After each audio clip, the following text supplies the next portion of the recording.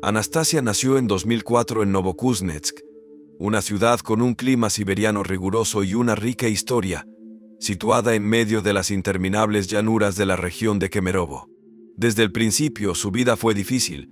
La recién nacida fue dada en acción y acabó en un orfanato, donde esperaba a su familia. En 2006 ocurrió algo que cambió su destino para siempre. Anastasia fue adoptada por Geraldine Krigele y su marido, Patrick Krigel. Patrick, originario de Francia, se mudó con Geraldine a Irlanda, a un rincón tranquilo y verde de este país, para darle a la niña un nuevo hogar, cuidados y amor. El traslado a Irlanda supuso para Anastasia el comienzo de una nueva etapa de su vida, llena de color y felicidad. Geraldine y Patrick, a pesar de no tener vínculos culturales con Rusia, hicieron todo lo posible por mantener la conexión de la niña con su país natal. Conservaron cuidadosamente su nombre real, Anastasia, y le hablaron del idioma, las tradiciones y las costumbres rusas para que la niña no perdiera sus raíces. En su casa se hablaba ruso, pero también se respiraba la calidez y la franqueza irlandesas, lo que hizo que su infancia fuera polifacética y llena de diferentes culturas. En su nuevo hogar, Anastasia recibió todo lo necesario: calor, apoyo y la oportunidad de crecer en un ambiente de amor. Sus padres se esforzaron por darle todo lo que una niña pequeña podía desear: cariño, atención, estabilidad y seguridad. Geraldine y Patrick creían que lo más importante para un niño es el sentimiento de pertenencia y la seguridad de que se le quiere y se le apoya. Junto con Anastasia, celebraban las fiestas y recreaban las tradiciones rusas para que la niña supiera de dónde venía y se sintiera orgullosa de ello. La infancia de Anastasia en Irlanda estuvo llena de momentos felices y descubrimientos emocionantes. Geraldine recordaba a menudo cómo la niña exploraba con entusiasmo la naturaleza que rodeaba su casa, cómo disfrutaba de las flores en primavera y de los paseos por el bosque en otoño. La familia vivía en un barrio tranquilo, con mucha vegetación y calles amplias para pasear.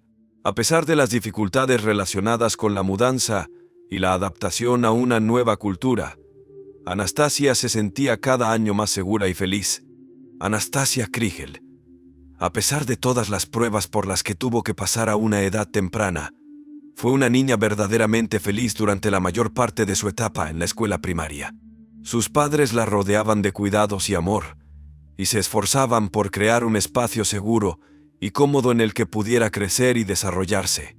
Sin embargo, como suele ocurrir con los niños, incluso en el entorno familiar más favorable, Anastasia tuvo que enfrentarse a una serie de dificultades que tuvieron un impacto significativo en su infancia y adolescencia. Uno de los primeros problemas graves de salud a los que se enfrentó Anastasia fue un tumor en el oído derecho. La operación fue un éxito, pero dejó secuelas. La niña perdió casi por completo la audición en ese oído. A pesar de ello, Anastasia demostró una gran valentía y no permitió que esta limitación afectara a su deseo de aprender y relacionarse con los demás. Además, tenía problemas de visión, lo que también le causaba dificultades adicionales en su vida cotidiana. Sin embargo, sus padres siempre se esforzaron por apoyarla, proporcionarle la atención médica necesaria y ayudarla a adaptarse. Cuando Anastasia pasó a la escuela secundaria, se enfrentó a una nueva dimensión de dificultades sociales. A pesar de su amabilidad y su deseo de hacer amigos, le resultaba difícil hacer amigos y encontrar su lugar en el nuevo grupo. En parte, esto se debía a su salud y a cierta timidez que surgía de las dificultades que había atravesado. La niña se sentía aislada y a menudo era víctima de burlas por parte de sus compañeros. En la escuela, a menudo tenía que enfrentarse a burlas e incluso agresiones, lo que suponía una dura prueba para su mundo interior. Uno de los episodios más preocupantes fue que Anastasia fue expulsada del colegio por pintarse un moratón debajo del ojo. A primera vista, este gesto podía parecer incomprensible, pero su madre explicó más tarde que, de esta manera, la niña intentaba expresar el dolor y la soledad que sentía en su interior. Era una especie de grito de auxilio, un intento de lidiar con la tensión interna y los traumas emocionales que se habían acumulado durante años. Por desgracia, estas manifestaciones de conflicto interno entre los adolescentes no son infrecuentes, especialmente cuando el niño se siente desamparado o no sabe expresar sus sentimientos de otra manera. Además, Anastasia fue víctima de acoso no solo en la vida real, sino también en Internet. El acoso online, que comenzó incluso antes de que entrara en la escuela secundaria, adquirió un carácter bastante grave. A menudo la acosaban por su altura y por el hecho de ser adoptada. Aparecían mensajes con insultos, algunos de carácter sexual, lo que agravaba su estado psicológico. Internet, que para muchos es un lugar de comunicación y apoyo, se convirtió para Anastasia en un escenario de estrés y amenazas constantes. Este tipo de acoso puede tener un efecto devastador en la psique de un niño, provocando depresión e incluso intentos de suicidio. En un intento por lidiar con esta presión, Anastasia creó varias cuentas falsas en las redes sociales que utilizaba para intimidarse a sí misma. Esta forma complicada y a primera vista extraña de expresar sus emociones puede considerarse un intento de comprenderse a sí misma, sus miedos y de controlar una situación que le parecía incontrolable. Su madre, al notar los cambios en el comportamiento de su hija, insistió en que Anastasia le diera las contraseñas de todas sus cuentas en las redes sociales para poder controlar y revisar sus mensajes y comentarios, así como para intentar proteger a la niña de futuras amenazas. Esta medida fue un paso importante para apoyar a Anastasia y para que su familia intentara controlar la situación, haciéndole entender que no estaba sola y que la querían y la protegían. A pesar de todas las dificultades, Geraldine siempre estuvo a su lado, tratando de entender lo que estaba pasando y ayudando a su hija a superar las dificultades. La presión psicológica a la que estaba sometida Anastasia era enorme, pero ella intentaba no rendirse. Aprendía a lidiar con el rencor y la inseguridad, a buscar la fuerza interior y a comprender cómo vivir en un mundo en el que había tanta crueldad e incomprensión. Para ella era importante sentirse importante, querida y protegida. Es sorprendente lo fuerte y resistente que podía ser esta niña. A pesar de todo, no perdió las ganas de vivir y soñar. El apoyo de su familia, así como algunos momentos positivos en su vida, la ayudaron a encontrar alegría y esperanza. Por supuesto, era una adolescente normal, con sus miedos y preocupaciones, pero en el fondo de su corazón anhelaba la luz, un mundo en el que pudiera ser feliz. Anastasia era un ejemplo de lo frágil y a la vez fuerte que puede ser el alma de un niño. Su historia es un recordatorio de lo importante que es ver el dolor y el sufrimiento a nuestro alrededor, lo importante que es ayudar y apoyar a tiempo a quienes atraviesan momentos difíciles. Así, a pesar de las numerosas dificultades, los años escolares de Anastasia se convirtieron en una época de formación de su personalidad, de búsqueda de su lugar en el mundo y de lucha por su propia felicidad. Cada día aprendía a comprenderse a sí misma y a los que la rodeaban, a superar sus miedos y dudas, tratando de encontrar el bien y la luz en este mundo. El 14 de mayo de 2018 comenzó como un día primaveral cualquiera para Anastasia Kriegel, conocida como Ana, en la pequeña localidad irlandesa de Leixlip. Para muchos habitantes, fue un día sin nada especial, pero para Anastasia se convertiría para siempre en el punto de partida de la tragedia que pronto se desataría en su vida. Ese día, lleno de una rutina aparentemente normal, fue el último en el que alguien la vio con vida.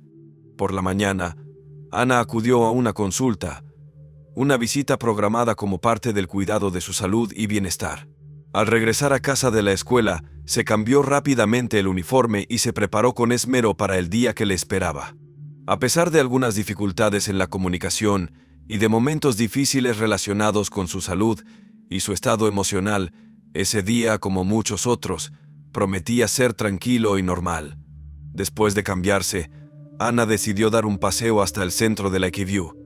Esta pequeña ciudad era un lugar familiar y acogedor para ella, donde podía distraerse un rato, respirar aire fresco y tal vez pensar en sus sueños y planes.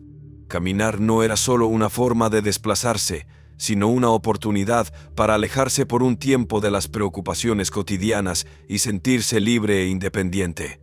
Al regresar del centro de la ciudad, Ana subió a su habitación, su espacio personal, donde podía aislarse, reflexionar y recuperar fuerzas.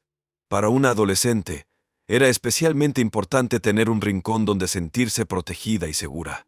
En ese momento, Nadie podía imaginar que era precisamente allí, entre esas paredes, donde vivía sus experiencias más íntimas, que pronto formarían parte de una trágica historia. Hacia las 5 de la tarde, sonó el teléfono en casa de los Kriegel. La llamada era de un niño que más tarde sería conocido en los medios de comunicación y en los documentos judiciales como el niño B.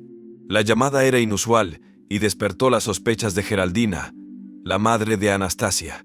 Geraldina recordaba con inquietud que Anastasia prácticamente no tenía amigos y que nadie solía llamarla ni invitarla a salir. Esta circunstancia ya parecía inquietante en aquel momento, ya que para cualquier padre la falta de apoyo social y de comunicación en un niño siempre es motivo de preocupación. Anastasia fue vista por última vez a las 17:60 en el parque de Santa Catalina, un rincón tranquilo y acogedor de Leixlip, donde quizá quería descansar un poco o pensar. El parque era un lugar frecuentado por muchos vecinos y se consideraba bastante seguro. Sin embargo, fue precisamente allí, a esa hora, donde terminó la vida alegre y despreocupada de una niña que apenas empezaba a descubrir el mundo que la rodeaba.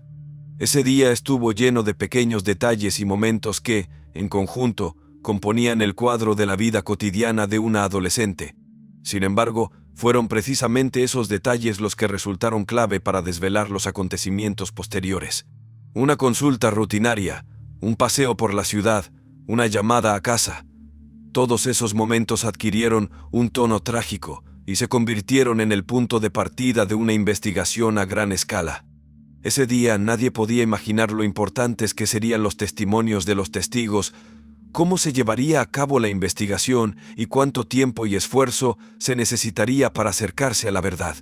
La familia, los amigos y toda la comunidad de Lake estaban conmocionados y entristecidos por la desaparición de Anastasia, pero seguían esperando su regreso. Los recuerdos del último día de Anastasia están llenos de inquietud e incertidumbre. El tiempo transcurrido entre su regreso a casa y la última llamada, entre el paseo por el parque y la llegada de la noche, todas esas horas siguen siendo un misterio que los investigadores deben resolver. Este día normal, que parecía no diferenciarse en nada de muchos otros, fue el comienzo de uno de los acontecimientos más trágicos y resonantes en la vida de una pequeña comunidad. Anna Kriegel, una niña cuya vida estaba llena de luchas y esperanzas, desapareció esa noche, dejando tras de sí muchas preguntas y esperanzas. Tras conocerse la desaparición de Anna Kriegel en la tarde del 14 de mayo de 2018, la policía reaccionó de inmediato. Desde los primeros minutos tras recibir la llamada de emergencia, se iniciaron activas medidas de búsqueda. Para las fuerzas del orden, la situación era extremadamente grave. La desaparición de una adolescente en una pequeña comunidad causó gran preocupación, y cada hora de demora podía ser decisiva. En la noche del 15 de mayo, varias patrullas de policía llegaron al lugar de los hechos. Se organizaron patrullas que peinaron los alrededores de la zona donde se vio por última vez a Anastasia. Se prestó especial atención al parque de Santa Catalina, lugar donde fue vista a las 17:30 de ese fatídico día. La policía interrogó a los transeúntes, a los visitantes del parque y a los residentes de las casas más cercanas, tratando de recabar cualquier información sobre posibles testigos o personas sospechosas. Poco después se movilizaron equipos de búsqueda y voluntarios de la comunidad local. Peinaron parques, zonas boscosas y edificios abandonados en los alrededores de Leixlip. Se utilizaron perros policía, drones especializados y se iluminó la zona durante la noche. A pesar de estos esfuerzos, al final del 15 de mayo y durante todo el 16, la búsqueda no dio resultados concretos. No se encontró ni una sola pista que pudiera acercar a la policía a la resolución del caso. Paralelamente a la búsqueda, continuaba el trabajo del equipo de investigación. La policía interrogó activamente a los familiares, amigos y conocidos de Anastasia, tratando de averiguar con quién se relacionaba, cuáles eran sus planes y con quién podría haberse reunido el último día. Se prestó especial atención al teléfono y a las redes sociales de la joven. Los investigadores analizaron los mensajes y los contactos, tratando de encontrar indicios de actividad inusual o amenazas. Sin embargo, a pesar de la minuciosa y laboriosa recopilación de información, Las entrevistas realizadas durante esos 2 días no revelaron ninguna nueva prueba ni sospechoso. Los vecinos y conocidos no pudieron nombrar a ninguna persona que pudiera estar relacionada con la desaparición de Anastasia. Tampoco se encontraron señales de peligro, ni llamadas ni mensajes que pudieran arrojar luz sobre su destino. La policía registró minuciosamente todos los datos obtenidos, pero en ese momento la situación seguía siendo muy confusa y sin salida. Cada hora que pasaba aumentaba la tensión tanto entre las fuerzas del orden como entre los habitantes de la ciudad. Muchos estaban angustiados, esperaban y rezaban para que la niña fuera encontrada sana y salva. El equipo de investigadores comprendía que la tarea principal en ese momento era ampliar el radio de búsqueda y conseguir recursos adicionales. Se iniciaron consultas con expertos en criminología, psicólogos y especialistas en niños desaparecidos. La policía pidió ayuda a los servicios regionales y nacionales para unir esfuerzos en la búsqueda. Mientras tanto, los medios de comunicación locales cubrieron ampliamente la historia de la desaparición, pidiendo a los residentes que proporcionaran cualquier información que pudiera ayudar en la búsqueda. Se publicaron fotos de Anastasia, su descripción e información sobre los últimos acontecimientos. La opinión pública se involucró en la campaña de búsqueda. Se crearon grupos de apoyo y equipos de voluntarios. A pesar de la gran repercusión y la movilización de recursos, las 2 primeras jornadas tras la desaparición de Anastasia fueron de incertidumbre y angustia. La policía no perdía la esperanza y seguía trabajando intensamente, pero aún no había resultados evidentes. Durante este periodo, los agentes de las fuerzas del orden no solo realizaron búsquedas en la zona, sino que también analizaron la información obtenida, tratando de identificar posibles conexiones y motivos. Cada detalle se consideraba una posible pista. Era importante no pasar por alto ningún indicio, ya que en casos como este, incluso el más insignificante puede ser clave para resolverlo. Así, el inicio de la investigación se caracterizó por un alto grado de eficacia y profesionalidad, pero se vio obstaculizado por la falta de datos concretos. Al atardecer del 16 de mayo, la situación exigía nuevos enfoques e ideas frescas. Era un momento en el que aún había esperanzas de un desenlace positivo, pero se necesitaban aún más esfuerzos y determinación. La combinación de métodos tradicionales de investigación, tecnologías modernas y una activa colaboración con la comunidad sentó las bases para el trabajo posterior de la policía. A pesar de la falta de resultados por el momento, las fuerzas del orden estaban decididas a llevar el caso hasta el final para restablecer la justicia y encontrar a la niña desaparecida. Los primeros días tras la desaparición fueron una prueba de resistencia para todo el equipo de investigadores y la comunidad de Lake Leap. A pesar de la complejidad y el dramatismo de la situación, los esfuerzos de la policía no cesaron y se siguió avanzando hacia la verdad. Cada acción, cada decisión tenía como objetivo devolver a Anastasia a su hogar y dar las respuestas que tanto esperaban todos los que la querían. El 17 de mayo de 2018 fue un punto de inflexión en el caso de la desaparición y posterior muerte trágica de Anastasia Krigel, de 14 años. Ese día, en una granja abandonada del siglo XIX, conocida como Glenwood House, situada en la localidad de Cold Blow, al oeste de Lucan, se encontró el cuerpo de la niña. Este descubrimiento supuso un giro impactante y amargo para toda la comunidad, además de dar un nuevo impulso a la investigación, que hasta ese momento se encontraba en una fase de búsqueda activa sin resultados concretos.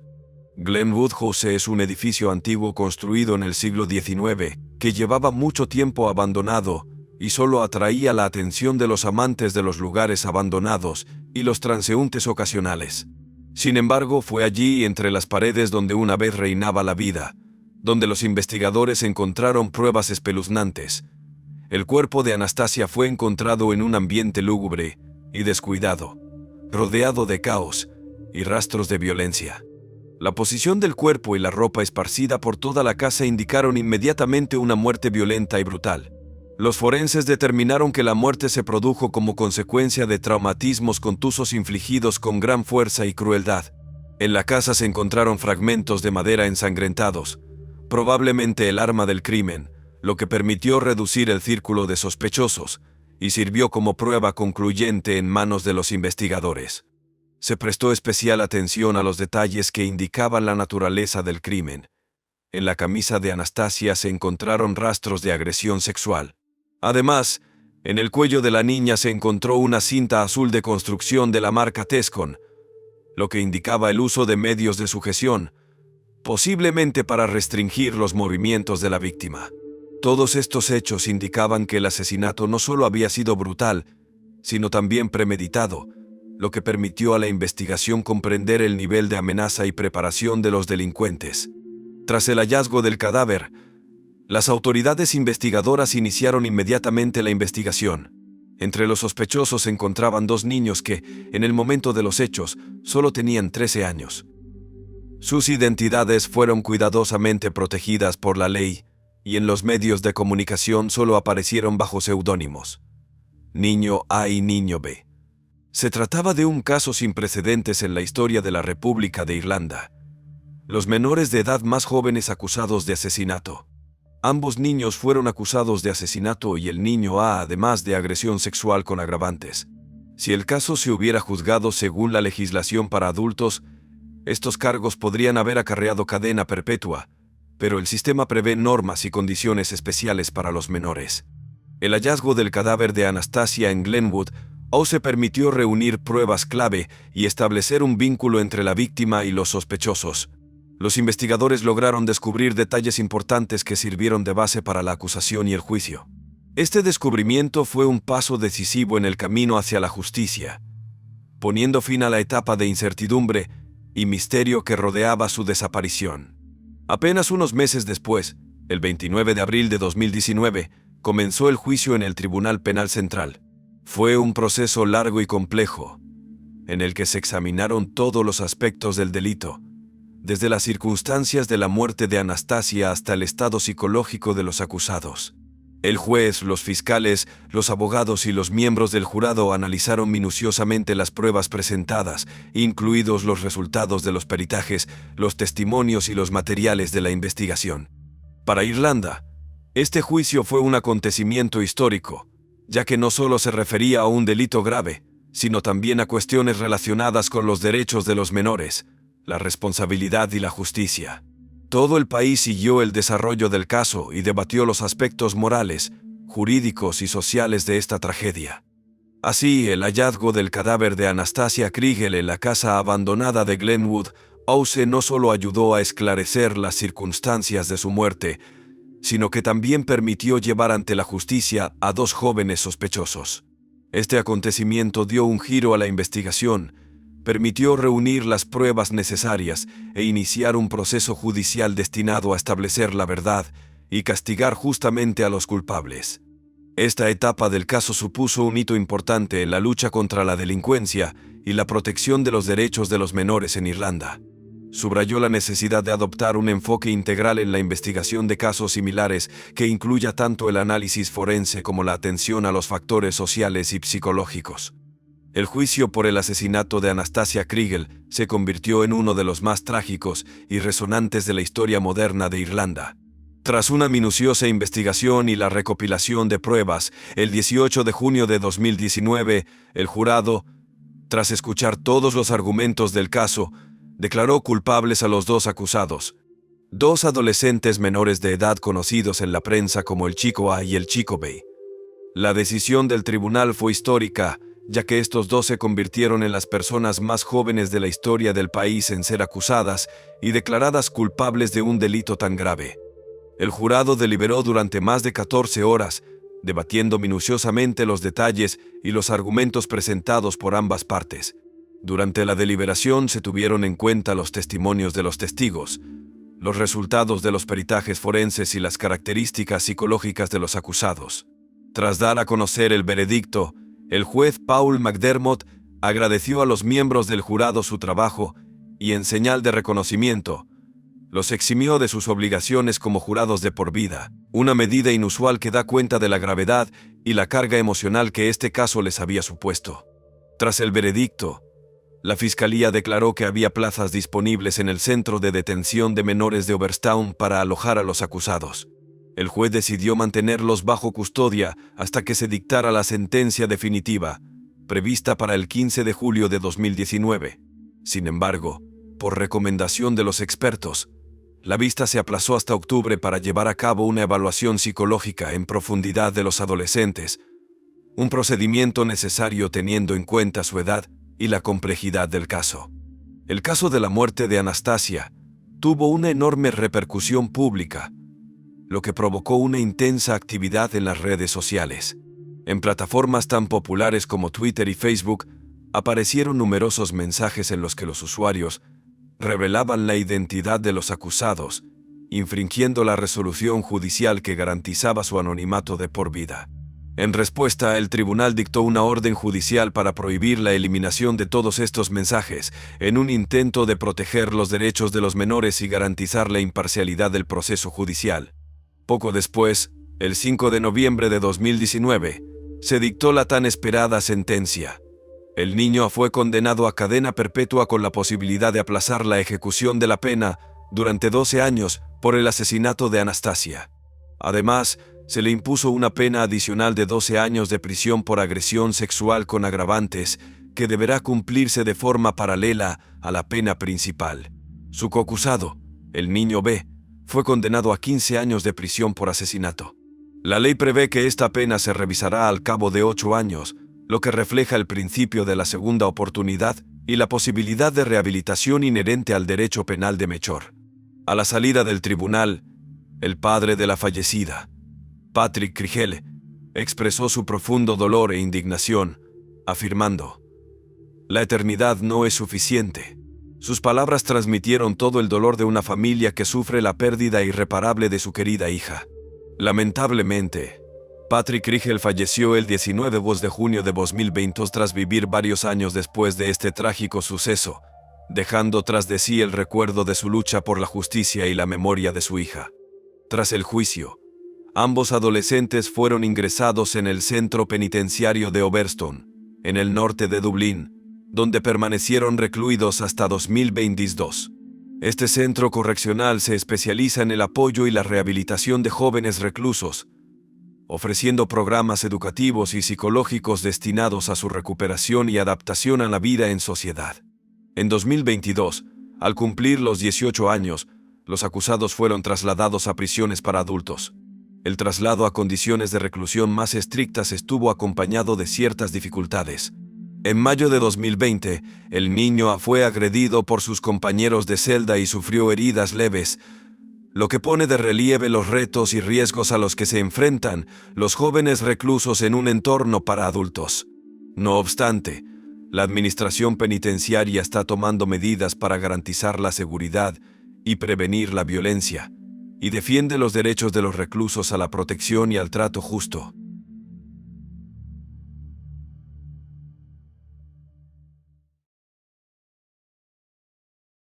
André Nicole Anderson nació el 23 de septiembre de 1989 en Port Antonio, una pintoresca ciudad costera al noreste de Jamaica.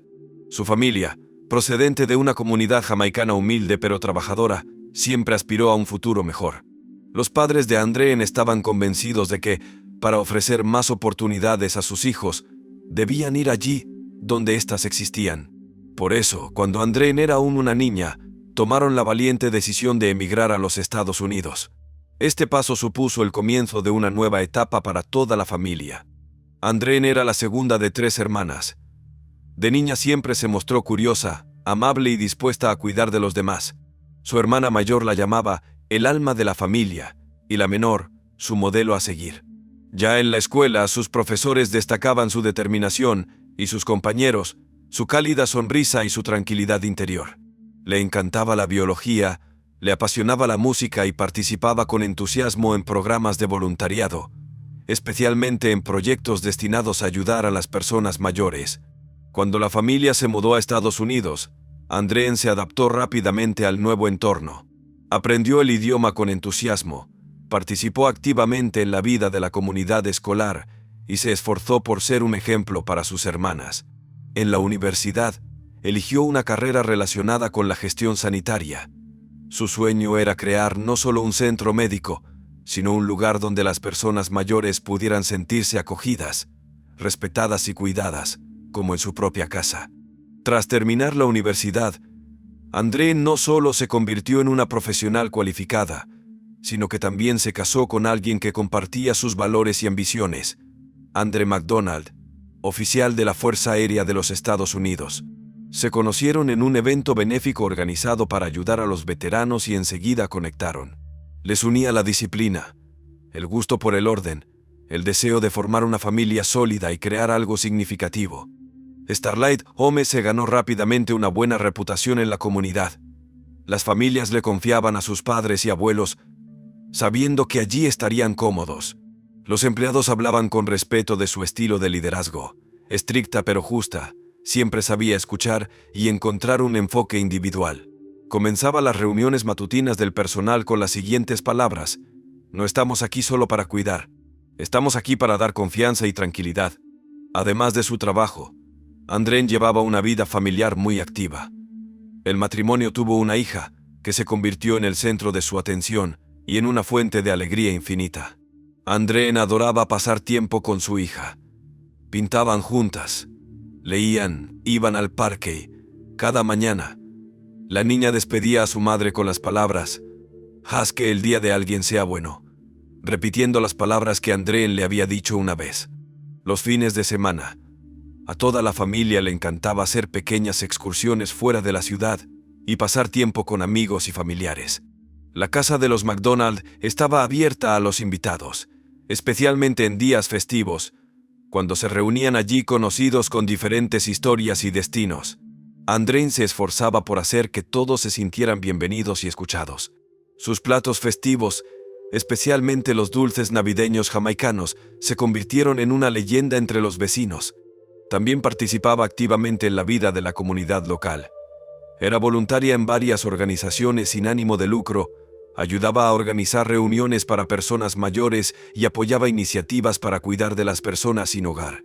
A menudo repetía: podemos estar lejos de Jamaica, pero un corazón lleno de calor nos calienta en cualquier lugar. A pesar de estar muy ocupada, no se olvidaba de prestar atención a su desarrollo espiritual. Iba a la iglesia, apoyaba a las madres jóvenes, compartía consejos con sus amigas y escribía artículos sobre la importancia de la compasión en el cuidado de las personas mayores.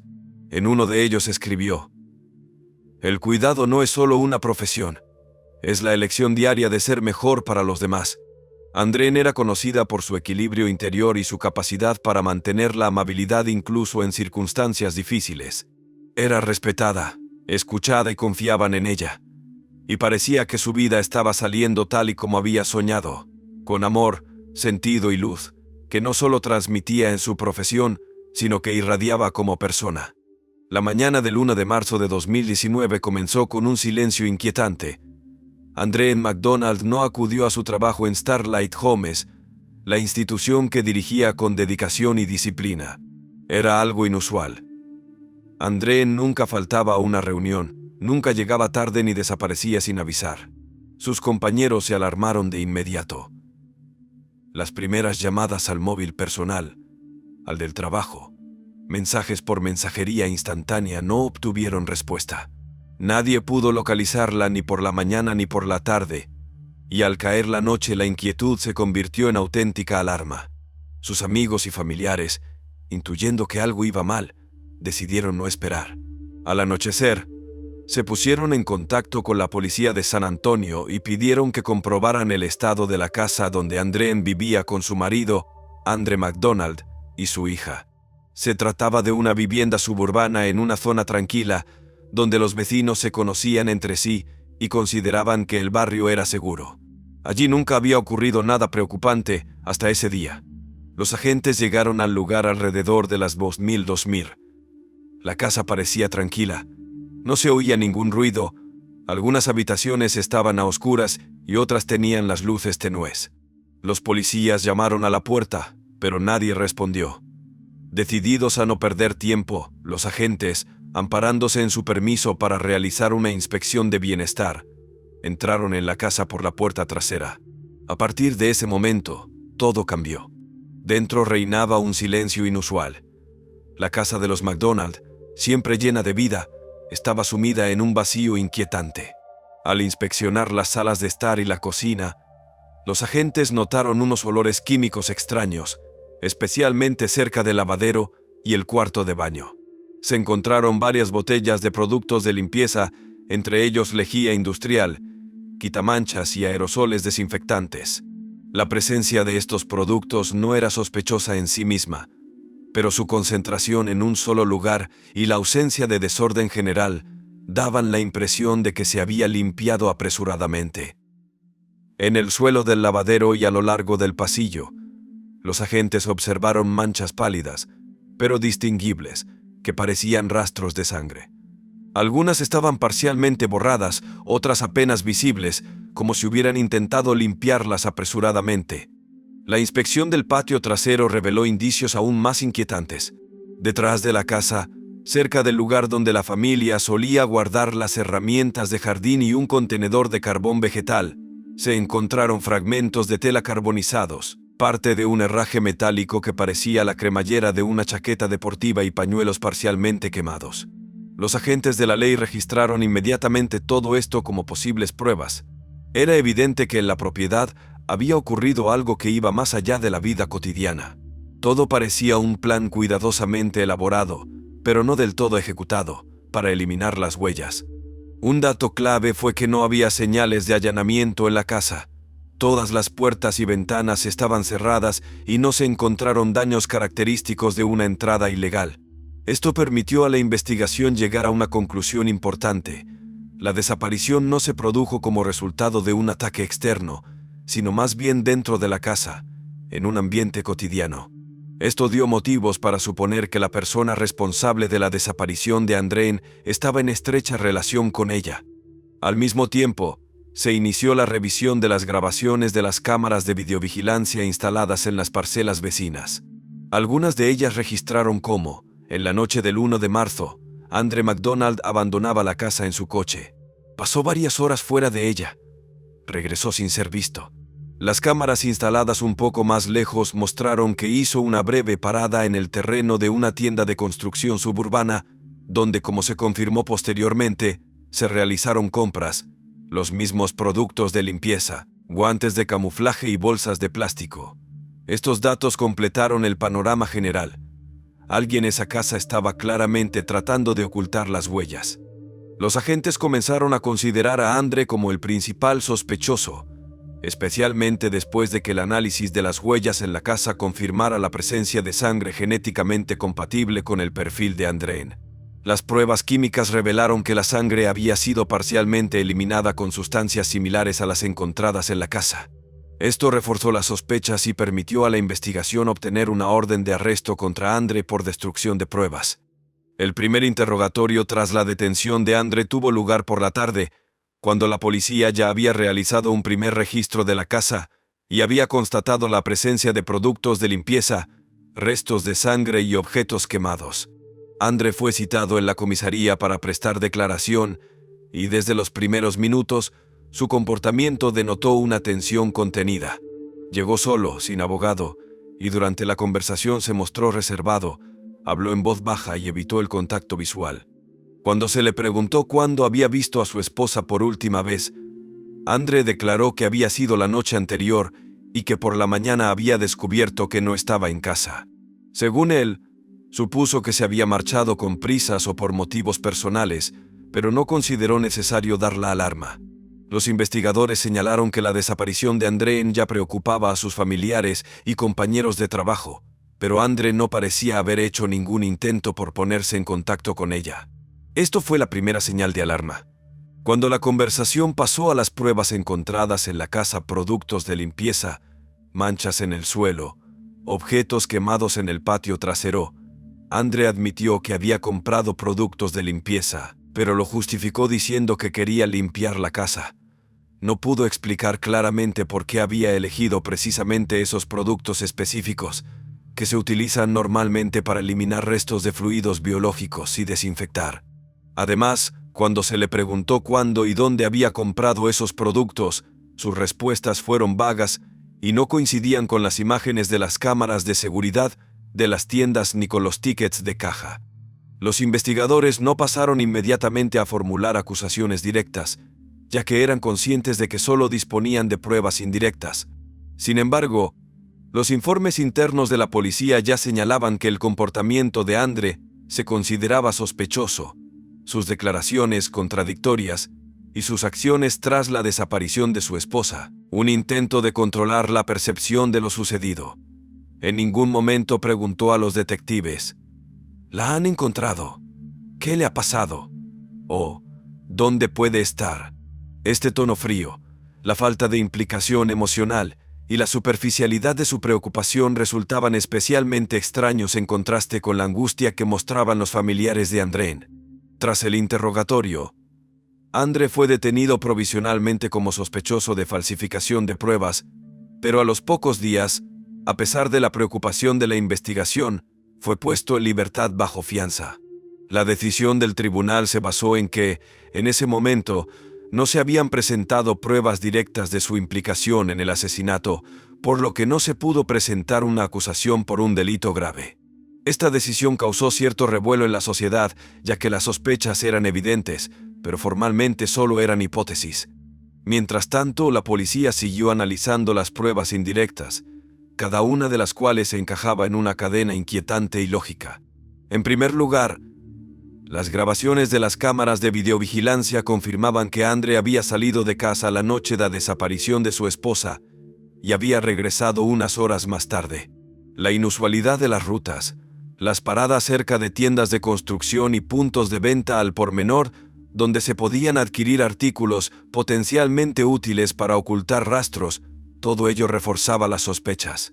En segundo lugar, durante el registro de su coche se encontraron trazas microscópicas de material biológico que, según los datos preliminares, podrían pertenecer a Andre. Su análisis requirió tiempo, pero incluso antes de recibir las conclusiones definitivas, quedó claro que el comportamiento de Andre tras la desaparición de su esposa no se correspondía con el de un cónyuge preocupado. No participó en las búsquedas, no llamó a las morgues, no se puso en contacto con organizaciones de voluntarios. Al contrario, evitaba llamar la atención, eludía a la prensa y se mostraba cada vez más reservado en sus conversaciones con la policía. Mientras tanto, la familia de André seguía esperando lo mejor. Lanzaron una gran campaña de búsqueda, publicaron folletos, organizaron grupos de búsqueda y acudieron a los medios de comunicación. Las personas que conocían personalmente a André no creían que pudiera desaparecer voluntariamente. Sus actividades diarias, sus citas, sus obligaciones, su apego a su hija, todo ello era incompatible con la idea de una desaparición voluntaria. Los propios investigadores no dejaron de acumular pruebas. Sabían que para ir más allá de la acusación de ocultación de pruebas y presentar cargos graves contra Andre, era necesario encontrar el cuerpo o pruebas convincentes del delito. A pesar de haber salido formalmente bajo fianza, Andre MacDonald seguía bajo vigilancia. Se registraba su comportamiento, se rastreaban sus rutas y se analizaban sus comunicaciones. Bajo la presión de los hechos, el tiempo y el silencio, Andre seguía manteniendo una aparente imperturbabilidad. Pero cada elemento del caso, desde las manchas en el pasillo hasta las grabaciones de las cámaras, jugaba en su contra. Y aunque en esa etapa solo era oficialmente acusado de destrucción de pruebas, la investigación no tenía dudas. Un hombre capaz de explicar con tanta frialdad su inacción y la compra de productos químicos tras la desaparición de su esposa, sabía mucho más de lo que decía. Y en ese silencio ya se intuía la verdad. Durante varios meses, a partir de marzo de 2019, la familia Andrén, la policía local, investigadores profesionales y decenas de voluntarios de San Antonio y sus alrededores se unieron en un intento desesperado por encontrar a la mujer que muchos consideraban el epítome de la bondad y la fortaleza. En cada parque, en cada terreno baldío, en barrancos, bosques y a lo largo de caminos rurales, buscaron pistas que pudieran indicar su paradero, pero el cuerpo seguía sin aparecer. Mientras tanto, la investigación se centró en reconstruir en detalle las rutas que Andre MacDonald había seguido en los días previos y posteriores a la desaparición de su esposa. Se le sometió a vigilancia informal y se analizaron con la máxima precisión los datos de su teléfono móvil, dispositivos GPS y cámaras de vigilancia. Los investigadores buscaban rutas repetidas, paradas anormales, cualquier acción que pudiera indicar la eliminación del cuerpo o la destrucción de pruebas. Uno de los factores clave que influyó en el curso de la investigación fue el acceso a los datos de telefonía móvil y navegación GPS. Los servicios analizaron dónde se encontraba el teléfono de Andre durante el periodo crítico, desde la tarde del 28 de febrero hasta la tarde del 1 de marzo. Estos datos mostraban que se había desplazado fuera de los límites de la ciudad, concretamente a la parte norte del distrito de Bear. Esta dirección no se había considerado prioritaria anteriormente y se incluyó en la lista de lugares que debían volver a registrarse. Además de los datos digitales, los investigadores recurrieron a los testimonios de los testigos. Uno de ellos, empleado de una tienda de productos químicos para el hogar, recordó que Andre se comportó de forma extraña el día después de la desaparición de Andreen. Estaba tenso, callado, con el cuello sudado, como si estuviera nervioso. Estos testimonios, que por sí mismos no constituían pruebas directas, crearon un retrato psicológico del acusado en un momento en que la investigación intentaba reconstruir su estado mental. Mientras tanto, la familia de Andreen no perdía la esperanza. Su madre, que vivía en Jamaica, voló a Texas y se unió a la búsqueda. Concedió entrevistas a canales de televisión locales, suplicando a cualquiera que pudiera saber algo que compartiera la información. Vecinos, compañeros de clase, compañeros de trabajo, empleados de la residencia de ancianos, voluntarios, todos los que alguna vez habían estado relacionados con Andreen se sumaron a la búsqueda. El 11 de julio de 2019 ocurrió lo que se esperaba desde marzo. Los restos de una mujer fueron encontrados por un transeúnte en una finca privada en una zona poco poblada al norte de San Antonio. Al descubrir algo que parecía fragmentos de huesos humanos, llamó inmediatamente a la policía. Los investigadores llegaron al lugar, realizaron un examen y confirmaron que los restos encontrados pertenecían a una mujer. Junto a ellos se encontraron restos de tela, elementos de calzado y objetos similares a los que figuraban anteriormente en el caso, en particular, material carbonizado con restos de lejía y una bolsa de basura de plástico.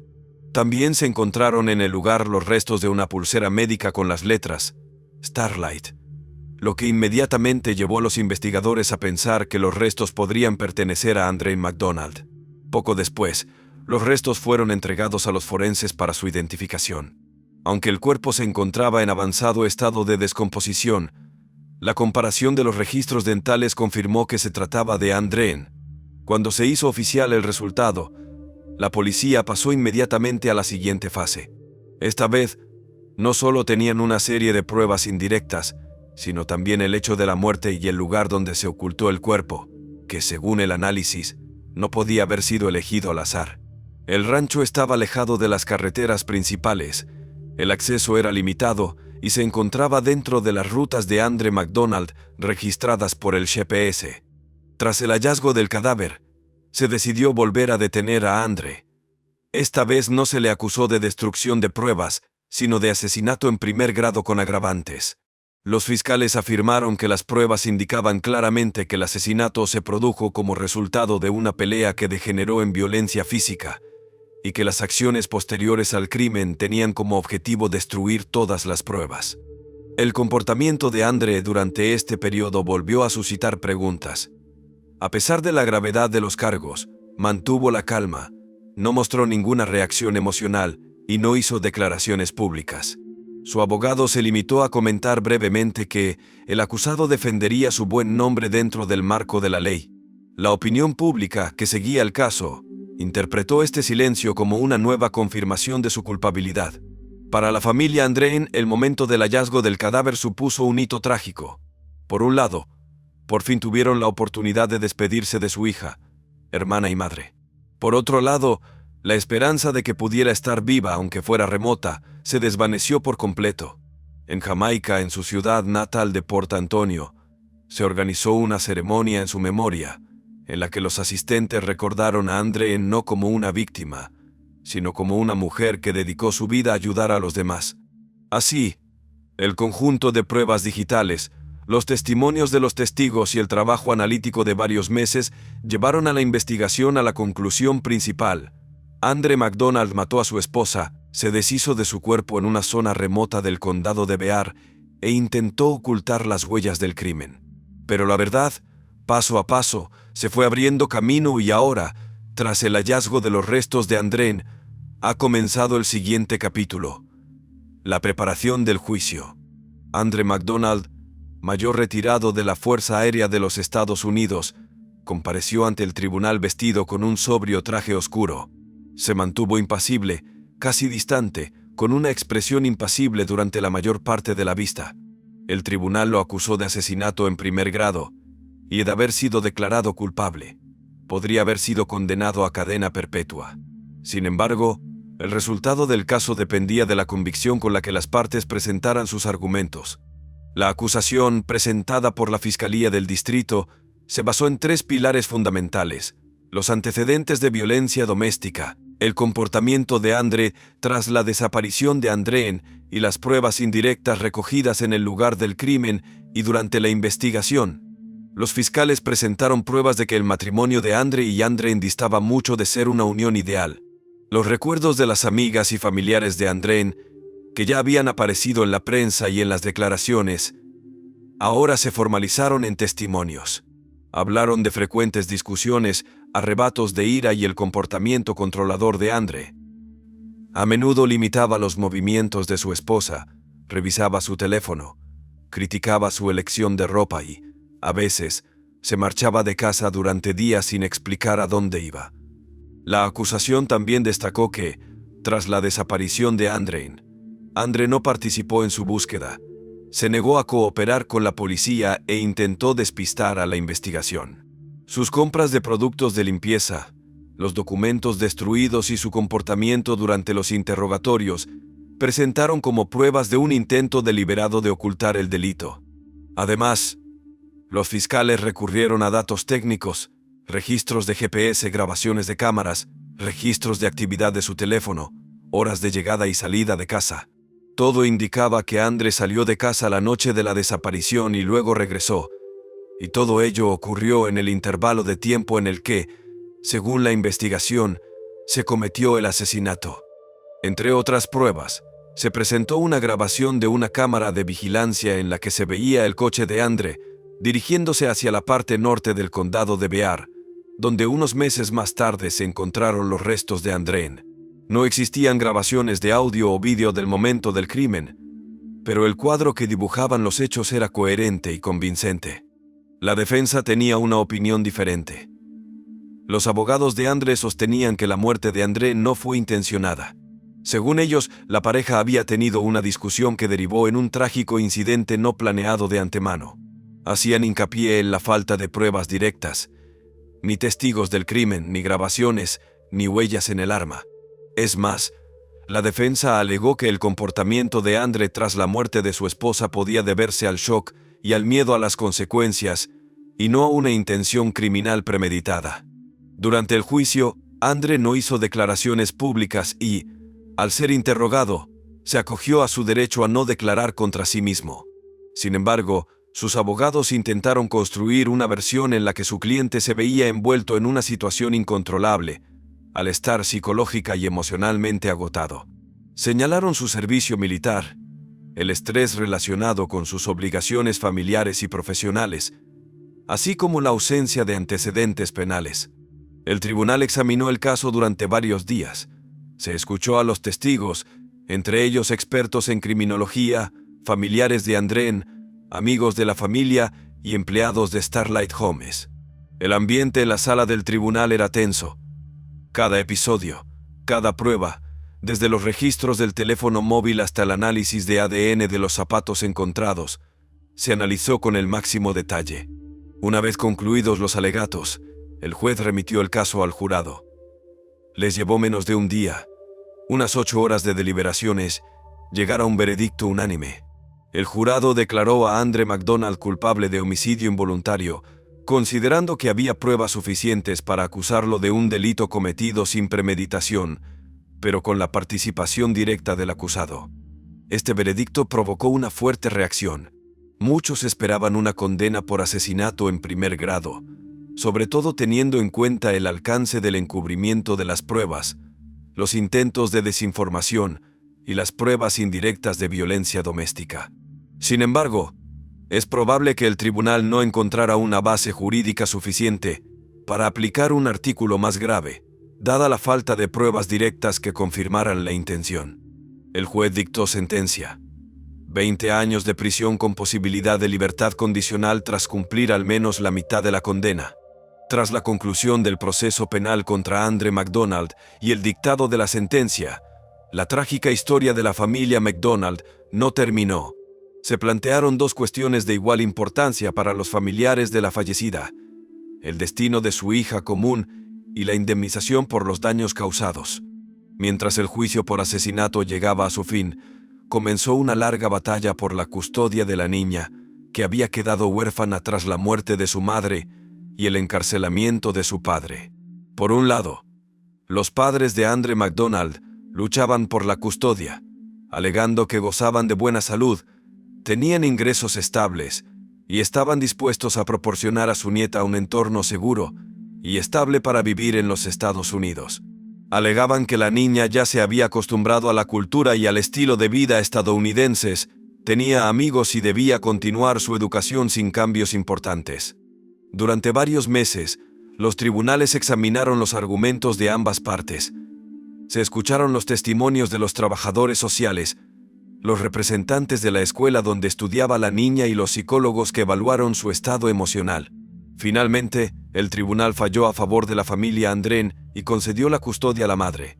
La decisión se basó en el principio del interés superior del niño, así como en la existencia de vínculos profundos y emocionalmente significativos entre la niña y su abuela materna.